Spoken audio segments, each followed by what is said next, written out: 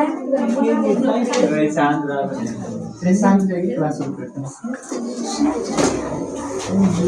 की क्लास को सैटरडे की क्लास है हम लोग का। तो ये है बैठ का डाउट क्लास। किसी भी टॉपिक से आप लोग के डाउट में पूछ सकते हैं। जैसे पहला डाउट आया है 70 एज और 80 एज में क्या डिफरेंसेस है, क्या होते हैं। एक्चुअली बायोलॉजी का टर्म है, यहाँ लिखेंगे हम लोग। बायोलॉजी में सबसे पहले कि हम लोग को ऑर्गेनिज्म के बारे में पढ़ना है और ऑर्गेनिज्म के बॉडी का स्ट्रक्चर कैसा है, उनके बॉडी के ऑर्गेन्स का फंक्शन कैसा है, इसके बारे में पढ़ना है। पढ़ना क्यों है? क्योंकि जब बीमारियां होती हैं, डिजीज होता है, तो उसको क्यूर करने के लिए हम लोग उसकी बॉडी का फंक्शन पता होना चाहिए, ऑर्गेन का फंक्शन पता होना चाहिए। तो जैसे ही हम लोग आते हैं पहले और अभी के जानवरों के बारे में, एनिमल्स के बारे में या ह्यूमन बींग्स के बारे में। जैसे पहले के इंसान का बॉडी स्ट्रक्चर अलग था, मजबूत था, स्ट्रॉन्ग था, बनावट अलग थी, अलग। जैसे एक कहानी सुनाई थी मैंने अपेंडिक्स के बारे में। अपेंडिक्स हम लोगों में किसी काम करेंगे बट अभी भी है। तो वैसे तो पहले जानवर जो थे या ऑर्गेनिज्म जो थे वो अनडिफाइंड कंडीशन में रहते थे, उनका कोई भी एक स्ट्रक्चर नहीं होता है। तो उस समय या तो वो प्रोकैरियोटिक होते थे या यूकैरियोटिक होते थे। इसके बाद क्या हुआ, जब उनका एक डिफिनिट स्ट्रक्चर आने लगा तो उनमें कॉम्पैक्टनेस की भावना आने लगी। कॉम्पैक्टनेस मतलब कि हर चीज़ जो होगा एक डिफाइंड वे में रहेगा, और वहीं से संकल्पना आती है 80s एज और 70s एज और 80s एज। होता क्या है, जैसे हम लोग बॉडी में जब कोई मरता है तो बोलते हैं कि अच्छा पता करते हैं कि ये कौन सा व्यक्ति है, कहाँ का है, ये किस वंश का है। तो चलो इसका डीएनए टेस्ट करा लेते हैं, इसका आरएनए टेस्ट करा लेते हैं। आरएनए डीएनए टेस्ट कराना मतलब कि उसके शरीर में कौन से प्रोटीन्स रहे हैं, उन प्रोटीन्स के बारे में पता करना। तो प्रोटीन्स का फॉर्मेशन कैसे हुआ है, जैसे बहुत सारे न्यूक्लियोटाइड्स मिलते हैं, यानी न्यूक्लिक एसिड मिलते हैं, तो प्रोटीन का फॉर्मेशन होता है। लगभग 20 और 20 प्लस मिलते हैं राइबोन्यूक्लिक एसिड, यानी तो बनता है एक प्रोटीन, एक मॉलिक्यूल।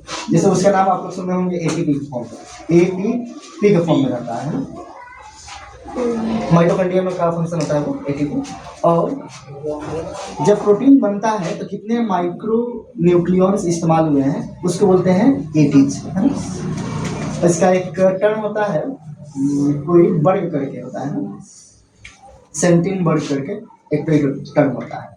यहाँ 70s और 80s कहने का मतलब है कि ये छोटे अमाउंट वाले प्रोटीन से, यानी उनके स्ट्रक्चर में बहुत सारे कम प्रोटीन से, बहुत सारे कम न्यूक्लियो एसिड इस्तेमाल हो रहे हैं, और उससे ज़्यादा यहाँ इस्तेमाल हो रहे हैं। जैसे हम लोग बात करें, एक सिंपल सा चींटी है और एक ह्यूमन बीइंग है, तो दोनों में सेलुलर का डिफरेंस है।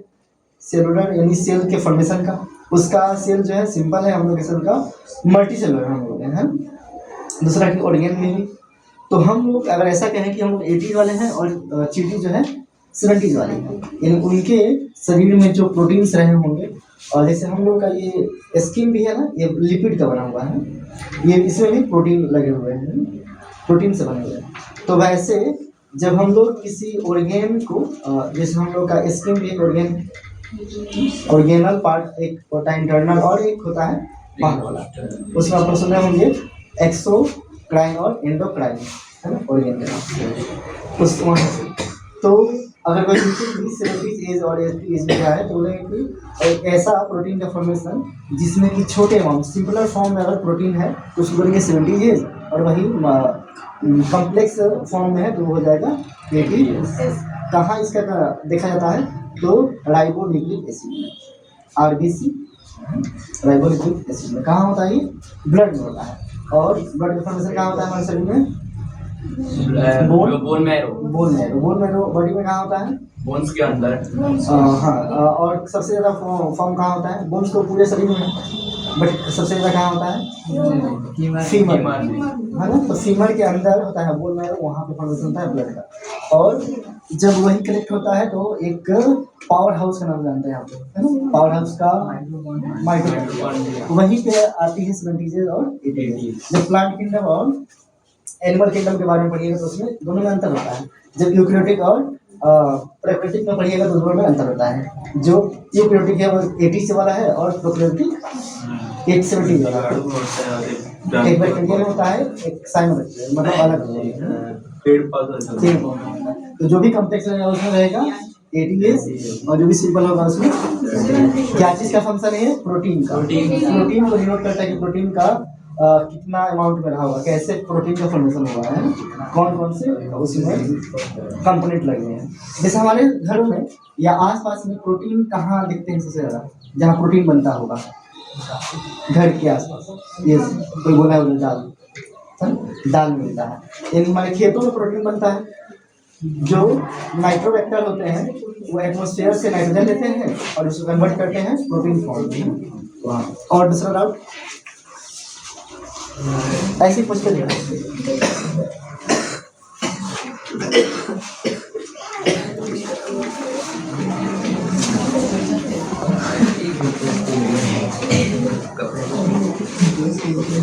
क्वेश्चन नोट करेंगे आप लोग।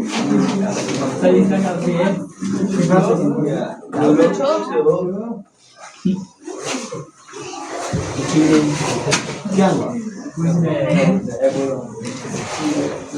आप लोग के डाउट? यानी हम पढ़ते हैं, जो पढ़ता है उसको डाउट है। जैसे कि सत्यजीत है, वो आता है तो बोलता है कि सर ये नहीं बना है, मतलब वो होमवर्क करता है, लड़ता है, नहीं बनता है।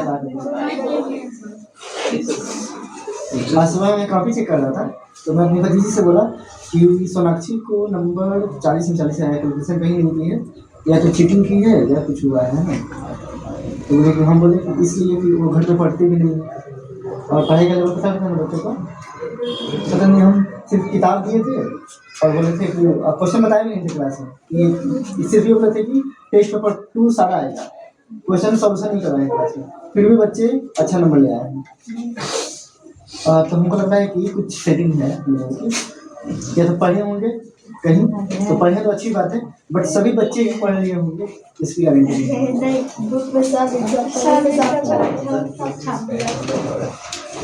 फिर कैलकुलेशन भी, तो अगली बार क्या करूँगा मैं, टेस्ट लूँगा तो मैं रफ शीट भी जमा करना है। इसमें रफ शीट तो था नहीं, फिर पता नहीं कैसे वो रफ कर लिए बच्चे, कहीं रफ भी नहीं किया। तो बच्चे जो होते हैं ना, दिमाग जो होता है शैतान वाला होता है बच्चों का, उल्टे से दिमाग है, ईमानदारी पूर्वक नहीं चाहते। हाँ जी, डाउट पूछेंगे अगला।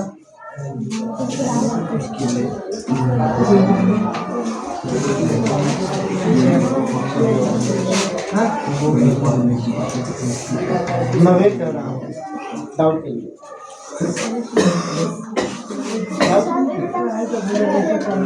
आप लोग से कुछ कहिएगा कि कोई समस्या है तो बोलिए, हम कुछ क्या है कोई डाउट हो तो।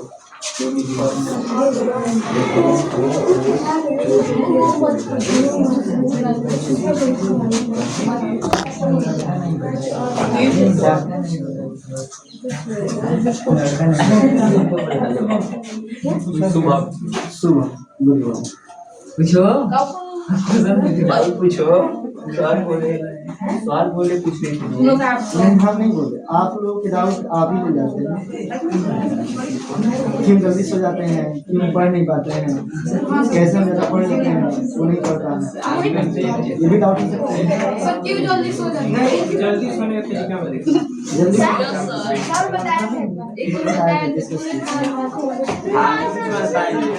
बाहर के शांत रहेंगे बाबूलाल, शांत रहेंगे। बाहर की दुनिया से कनेक्टिविटी कम हो जाएगी तो हम लोग को नींद सुकून वाली आएगी। मतलब कनेक्टिविटी खत्म करने का तरीका होता है सेंस ऑर्गन को बंद करना। सेंस ऑर्गन में मेनली हम लोग जो सोते समय भी इस्तेमाल करते हैं वो है कान। कान क्लोज करेंगे, दिमाग कंट्रोल आ जाएगा। अभी यहाँ खड़े खड़े आप लोग ऐसे कर लीजिए, ऐसे, तो कुछ देर के लिए आपका मन शांत हो जाएगा। सभी लोग करेंगे 1 मिनट के लिए, आँख बंद करके 1 2 3 स्टार्ट। हम बोलेंगे तो खुलना है।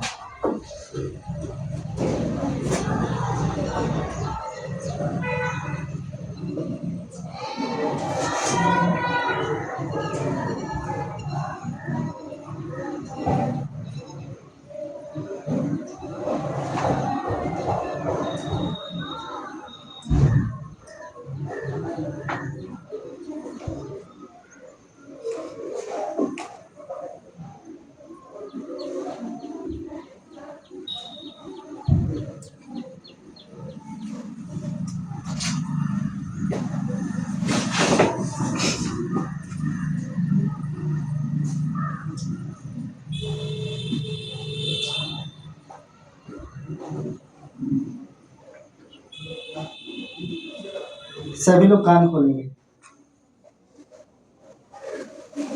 थोड़ा सा सुकून मिला। ये अंदर इंसर्ट कर करना, थोड़ा सा कनेक्टिविटी कम हुआ तो सुकून मिला ना।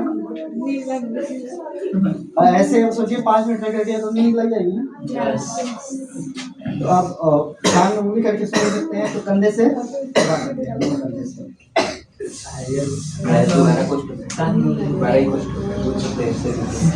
देखिए, पढ़ाई का मतलब ये नहीं होता है कि पढ़ के छोड़ देना। पढ़ाई का मतलब होता है कि उसे लागू करना जीवन में। जैसे 2 शब्द होते हैं, जब तक आप लोगों को डाउट आए मैं बता दूं, 2 शब्द होते हैं पढ़ाई में। एक होता है शिक्षा, सेकेंड दीक्षा। लोग की शादी होती है या लोग मरने वाले होते हैं तो बोलते हैं कि हमको दीक्षित कर दीजिए। तो बाबा आते हैं या गुरु जी आते हैं घर में, तो उनसे लोग दीक्षित होते हैं। यानी मरने के पहले लोग चाहते हैं कि हमको मोक्ष की प्राप्ति हो। मोक्ष की प्राप्ति कब होगी? जब ये ज्ञान हो जाए कि क्या सही है क्या गलत है, उस चीज को बोलते हैं दीक्षा। यानी जो आप सीखे हैं, शिक्षा मतलब जो हम नहीं जानते उसे जानना शिक्षा है। हम लोग बचपन से शुरुआत करते हैं तो हर चीज सीखना शुरू करते हैं, सीखते हैं। एक उम्र आता है तो बोलते हैं कि अच्छा अब मेरी जो सीखने की प्रवृत्ति है एक लेवल तक आ गई है, अब तो मुझे उतना नहीं जानना है जितना शुरू में जाने की आवश्यकता थी। तो वो प्रौढ़ा अवस्था जब आ जाएगा हम लोगों में 30+, तो हम बोलेंगे चलो अब तो हम लोग अप्लाई करने के है ना, गृहस्थ वाला जीवन। तो शिक्षा जो सीख रहे हैं, लेकिन बाद में अब जीवन में अप्लाई करना है कि जो सीखे हैं उससे कुछ पैसे का आमदनी हो। हमारा कर्तव्य क्या है, जीवन के दूसरे धर्म क्या है, वो दीक्षा। यानी मोक्ष की प्राप्ति कैसे होगी? जब हम अगर बच्चे हैं, जब बच्चे थे तो यही ज्ञान था, तो सिर्फ पढ़ना ही धर्म था।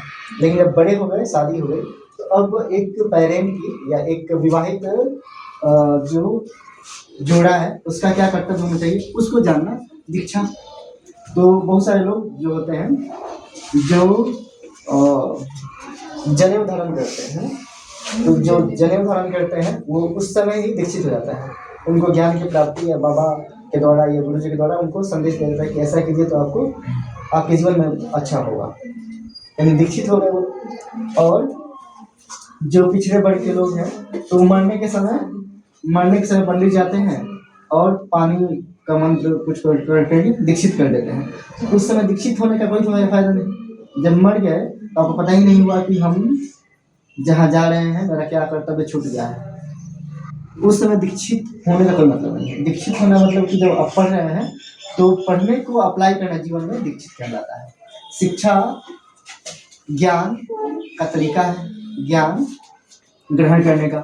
और जब शिक्षित हो गए तो समाज को दीक्षित करना, खुद को दीक्षित करना, समाज को दीक्षित करना। यानी आपने जो जाना वो समाज को बताएं कि मैंने जो अनुभव किया है इसका फायदा ये है, तो सभी समाज के लोगों को नहीं बता सकते हैं, आप अपने से रिलेटेड लोगों को बता सकते हैं, घर वालों को, अपनी फैमिली वालों को।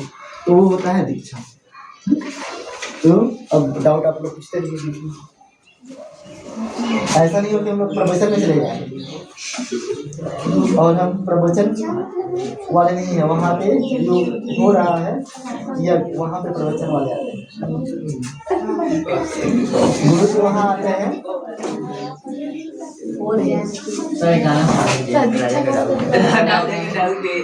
गाना के लिए गला का हाल खराब है,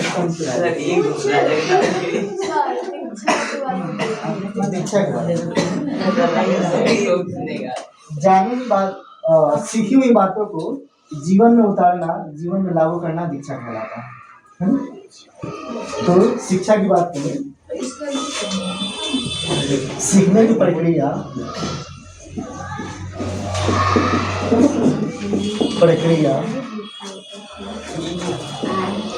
या ज्ञान अर्जित करना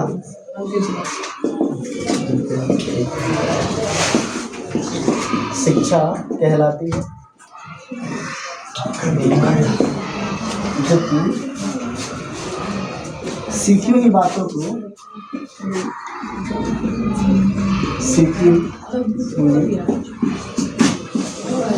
को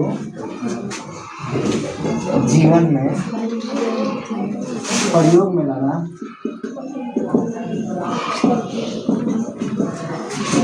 इच्छा कहलाता है।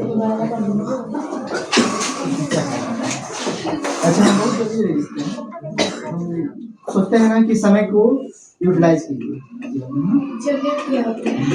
जनेऊ क्या होता है? उपनयन संस्कार होता है। उपनयन संस्कार में जब ब्राह्मण परिवार है, आप भी जनेऊ धारण कर सकते हैं, बट उसके कुछ रूल्स हैं।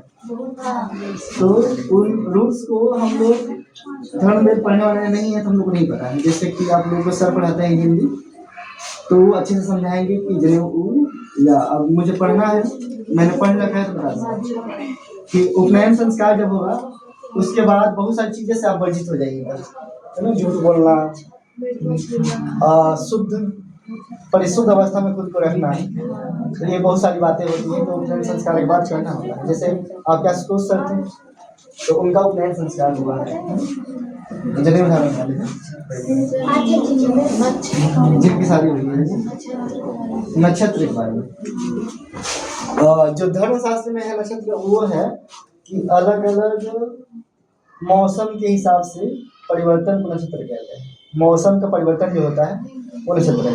और वही जब आप पढ़िएगा ज्योग्राफी, तो उसमें नक्षत्र का मतलब क्या है, तो अलग अलग ग्रहों का जो काल है उसे नक्षत्र कहते हैं। जैसे बोलते हैं कि ये प्लैनेट हमारे धरती के पास है, तो उसका जो है गुण, उसका कुछ प्रॉपर्टीज हमारे धरती पे आ रही है, तो उसको बोलते हैं नक्षत्र।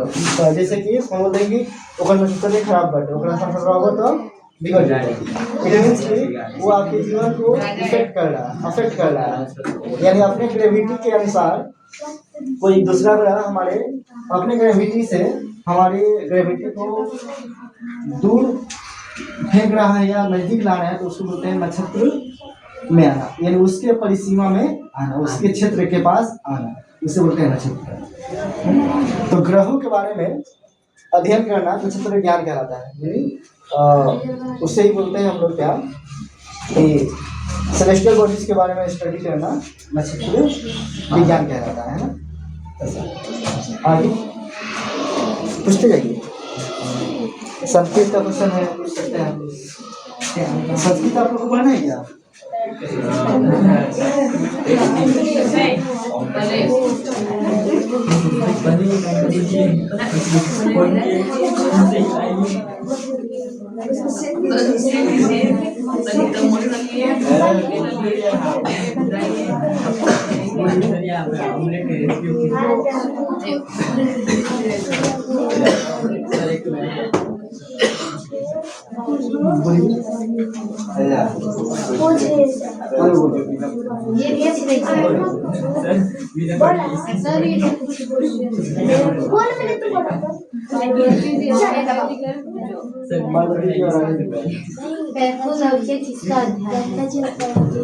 गंगा जी पार्वती जी के बारे में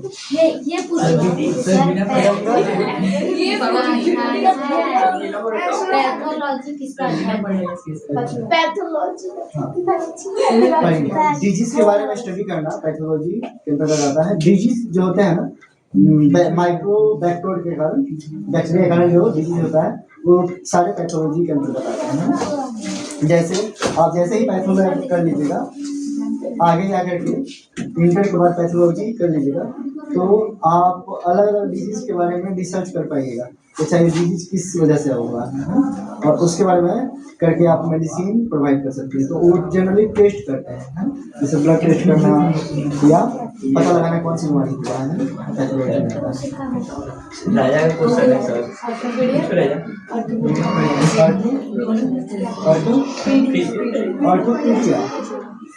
देखिए, जो आपकी हड्डियों से संबंधित है,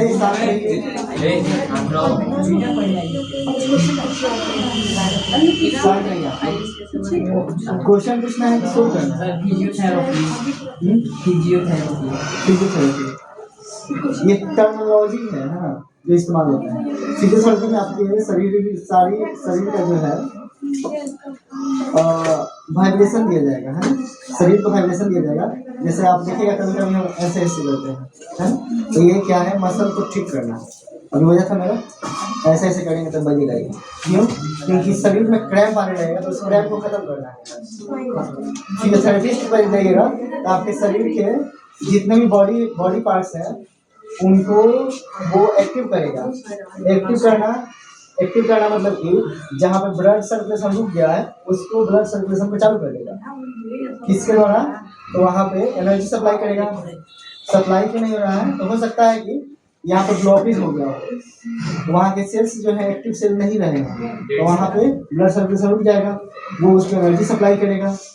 जैसे कि आपको जो देखिएगा एक्सरसाइज शुरू करती है, एक्सरसाइज ऐसा नहीं कि चले और पुशअप मार दिए, ऐसा नहीं। एक्सरसाइज यहाँ से शुरू होता है, ऐसे ऐसे शरीर को एक्टिव किया जाता है पूरे शरीर का। ये पूरे शरीर को जगाना। चलो अब तुम्हारे लिए कोई काम है, फिक्स काम है, इसको करना है। तो शरीर क्या होगा सर? शरीर एक्टिव होगा। जैसे कोई सोया हुआ है,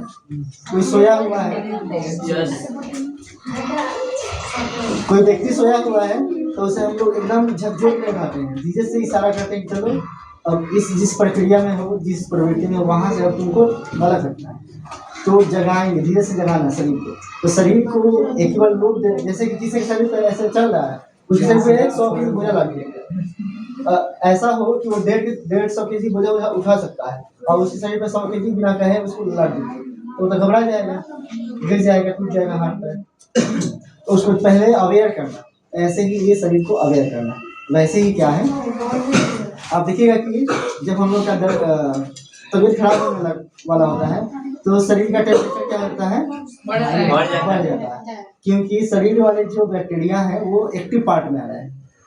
शरीर को, हमारे जो सेंस ऑर्गन है, हमारे जो नर्व सिस्टम है, उनको अवेयर कर रहे हैं कि जग जाओ, बाहर से कोई आने वाला है, स्वागत में खड़े हो जाओ, मार के भगाना है ना। तो मार के भगाना है तो पहले वो तो एक्सरसाइज करेगा, एक्सरसाइज करेगा तो बॉडी का टेम्परेचर बढ़ जाएगा। तो ऐसे शरीर को एक्टिव करना। कहाँ से हम लोग यहाँ आए थे? गंगा जी पार्वती जी। सर वो नहीं है।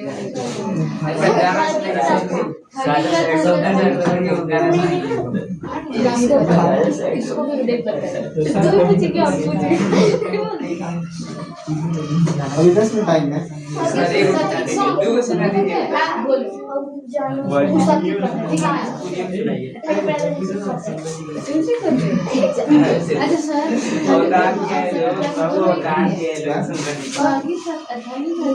नहीं, दोनों सती प्रथा और ठगी प्रथा में अंतर है।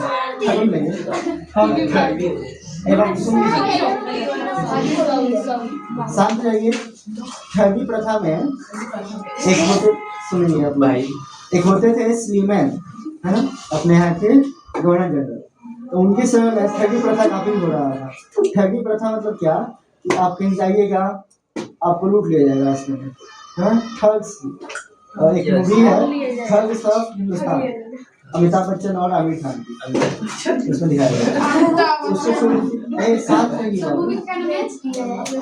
Thugs of Hindustan. वो मूवी छोड़ दीजिए, आप लोग हिस्ट्री में आइए। तो स्लीमैन साहब ने देखा कि अपने यहाँ राजा महाराजा जो है उनको लूट लिया जा रहा है, कहीं जा रहे हैं शिकार करने, रास्ते में लूट लिया जा रहा है। तो गवर्नर जनरल ने सोचा कि इसको खत्म करना चाहिए, क्योंकि राजा महाराजा सुरक्षित नहीं रहेंगे तो हम लोग इंडिया में आए हैं आधिपत्य जमाने, हम लोग सुरक्षित नहीं रहेंगे। तो इसलिए ठगी प्रथा को एबॉलिश करा दिया गया, खत्म करा दिया गया। उसके पहले सती प्रथा। सती प्रथा मतलब कि पहले बाल विवाह ज़्यादा था, और बाल विवाह में ये भी था कि उम्र का डिफरेंस काफी हो था। छोटी बच्चियों का शादी उम्रदराज लड़कों से, पुरुषों से की जाती थी, और इस तरह से जिनका उम्र ज़्यादा है वो जल्दी डेथ कर जाएंगे, या किसी बीमारी की वजह से, या कभी कभी ऐसा हुआ कि उम्र कम था, शादी हो गई, और फिर वे लोग समझदारी नहीं है, फिर वे लोग अपने शरीर को मेंटेन नहीं कर पाएंगे, डेथ हो जाएगा। तो किसी एक का डेथ हुआ, तो लड़के के साथ क्या था कि लड़का शादी कर सकता था, बट लड़की शादी नहीं कर सकती थी, उसको अपने हस्बैंड के साथ जलना पड़ता था, है ना, चैती जीता में। तो इसको खत्म करने के लिए एक व्यक्ति आया, राजा राम मोहन राय, वेस्ट बंगाल के थे। उन्होंने 1829 में इसको एबॉलिश करा दिया, खत्म करा दिया। और उस समय थे लॉर्ड विलियम बेंटिक। तो लॉर्ड विलियम बेंटिक के साथ मिलकर उन्होंने ठगी प्रथा को खत्म करा दिया। तो ठगी प्रथा क्या है? लोगों को लूटना, है ना। और सती प्रथा क्या है? अपने हस्बैंड के साथ जल के मर जाना। अभी इंडिया में सबसे लेटेस्ट जो इसका किस्सा हुआ था राजस्थान में सन 2004 के आसपास लास्ट में हुआ था। वहाँ पे एक लड़की सती हुई थी और उस गांव में बहुत सारे सती हुए थे, बट रिपोर्ट हुआ था 2004 में। तो 2004 के पहले तक ये प्रथा चलते आ रही थी। कहाँ पे? राजस्थान में। हाँ, ठगी नहीं, सती प्रथा, सती प्रैक्टिसेस। किसने खत्म करवाया? राजा राममोहन राय। उनको कहते हैं हम लोग भारतीय समाज के पुनर्जागरण के प्रणेता, यानी कि उन्होंने हम लोग को जगाया है कि सही क्या है, गलत क्या है। पूछे क्वेश्चन। अभी इतिहास हुआ, पॉलिटी बाकी है।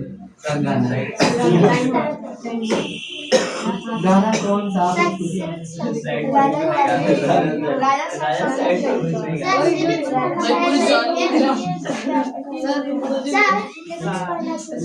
फिजिक्स,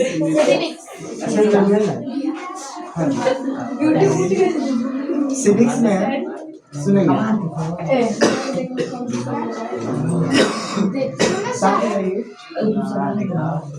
यह क्वेश्चन है साहिल, यहाँ क्वेश्चन है सिविक्स पढ़ना क्यों जरूरी है? सबसे खराब सब्जेक्ट होता है बच्चों के लिए। अधिकार को जानना खराब से लगता है कि हम लोग नहीं पता रहना कि हम लोग नहीं है, इसलिए सबसे जरूरी सिविक्स है। जैसे हम लोग जहाँ रहते हैं वहाँ पे खुद से शासन कर पाना मुश्किल है, हर काम खुद से कर पाना मुश्किल है। अब जैसे हम लोग बीमार हो जाए तो खुद का हॉस्पिटल होगा तो इलाज होगा, नहीं तो नहीं होगा। या हो सकता है कि हमारे इलाज में 1 करोड़ का खर्चा है, अब हर व्यक्ति 1-1 करोड़ का मशीन लगवाए तो पॉसिबल नहीं है। तो वहाँ पे कैसे सिस्टम का निर्माण करना जो लोगों के कम बजट को सस्टेन करे, है ना। बजट को क्या करे? कंट्रोल करे। जो गरीब है, अमीर है, सबका जो जरूरी चीज़ है, उस बुनियादी जो चीज़ है उसको पूरा करे। सुनेंगे, सुना चाहिए। क्वेश्चन आप पूछें। तो मानव की बुनियादी जरूरत क्या होती है? इंसान की सबसे जरूरी चीजें क्या है? 5। रोटी कपड़ा मकान तो पहले से जानते हैं आप लोग। उसके बाद आता है शिक्षा और स्वास्थ्य। तो इंसान की, मानव की रोटी कपड़ा मकान तो फिल्मों वाला डायलॉग है, ये फिल्मों का डायलॉग है, रोटी कपड़ा मकान। बाद में आता है स्वास्थ्य और शिक्षा। स्वास्थ्य और शिक्षा। तो मानव की ये 5 बुनियादी जरूरतें हैं। कहाँ के मानव की? तो जहाँ एक विकसित समाज का निर्माण होना चाहिए। जहाँ भी विकसित समाज बनेगा वहाँ पे ये 5 चीजें रहेंगी। अब ये 5 चीजें हर व्यक्ति अपना अपना करेगा। जैसे यहाँ सभी बच्चे अपने अपने गाड़ी से आएंगे तो रास्ते पे जाम रहेगा, पहला। दूसरा कि फ्यूल ज़्यादा लगेगा, सबका ज़्यादा पैसा इन्वेस्ट होगा। तो इसको कंट्रोल करने के लिए सोचिए हम लोग कि कैसा इंटाइटमेंट चाहिए, कैसा बढ़ना चाहिए जो इन सबको कंट्रोल करे। तो जब ऐसा रहेगा तो वो गवर्नमेंट की संकल्पना आ जाएगी, है ना, सरकार आ जाएगी। और सरकार जैसे आएगी तो सरकार चलाने के लिए अलग अलग चीज़ें आएंगी। सबसे पहले इसमें शुरुआत कहाँ से हो रही है? तो ये किसको चाहिए? जनता को। जनता को। तो जनता रहेगी तभी जनार्दन रहेगा, जनता का जनार्दन। तो ये सिविक्स पढ़ाई से जरूरी है ताकि हम लोग अपने मिनिमम अमाउंट में सारे वो फैसिलिटी पा जाए जो एक इंसान की जरूरत है। जैसे जो गरीब है उसको मकान बनाने के लिए सरकार पैसा देती है, खाना नहीं मिलता है तो कोरोना काल में भोजन मिलने लगा, अनाज मिलने लगा, उसके पहले ही मिलता था। लेकिन शिक्षा की सबके लिए व्यवस्था करना, स्वास्थ्य की व्यवस्था करना, तो इसलिए सिविक्स पढ़ना चाहिए ताकि अगर शिक्षा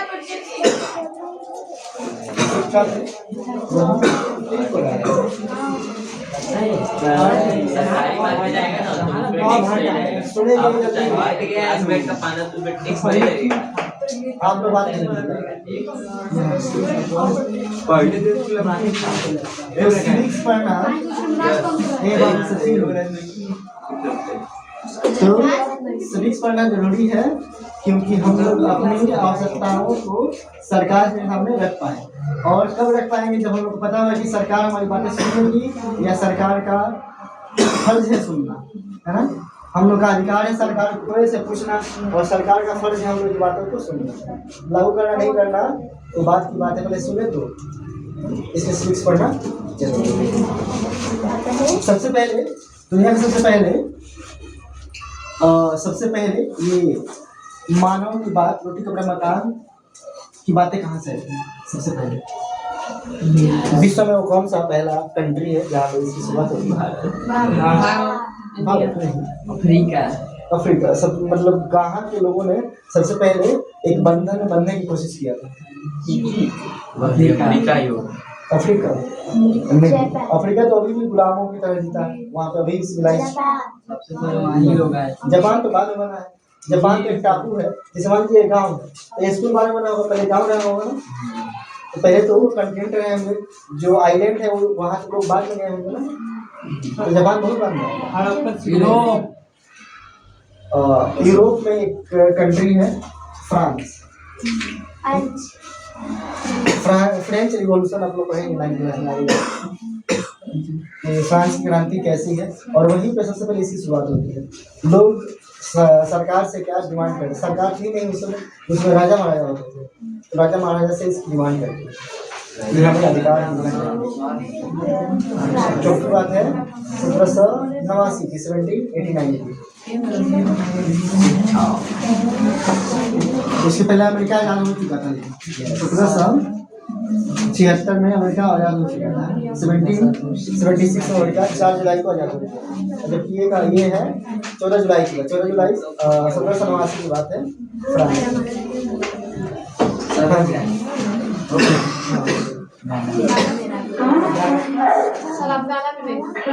गाना कौन सा?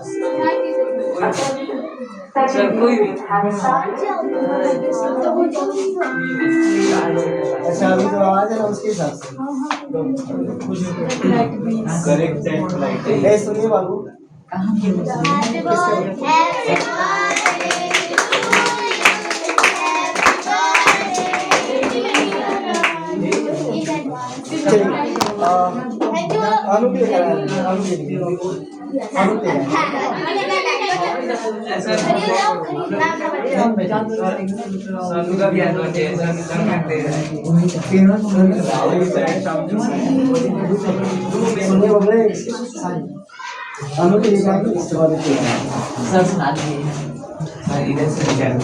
छोटी सी नन्ही सी प्यारी सी आई कोई परी, छोटी सी नन्ही सी प्यारी सी आई कोई परी, आलने में ऐसे वो झूलती रहे, वो तो लगे है रामा के गीत की तरह। रा रा रो रा रा रा रो। गाना खराब है, दूसरा गाना खराब है।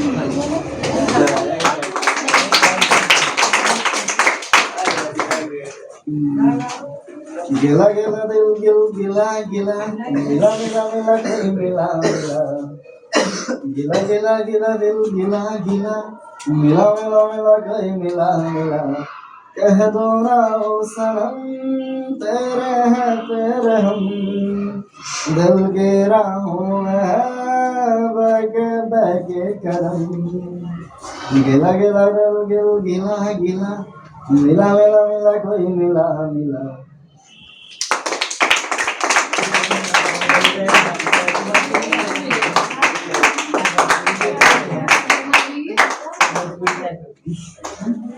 बड़ा चल नहीं रहा है, बस पानी ला रहे हैं।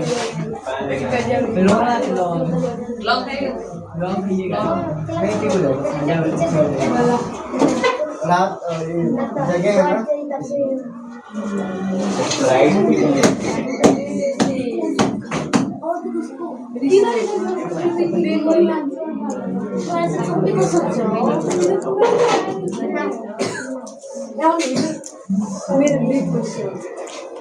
बाबू, थोड़ा पानी देखिए तो बोतल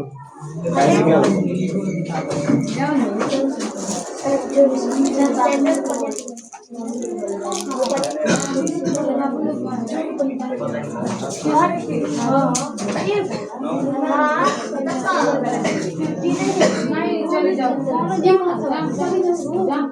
नहीं चले जाओ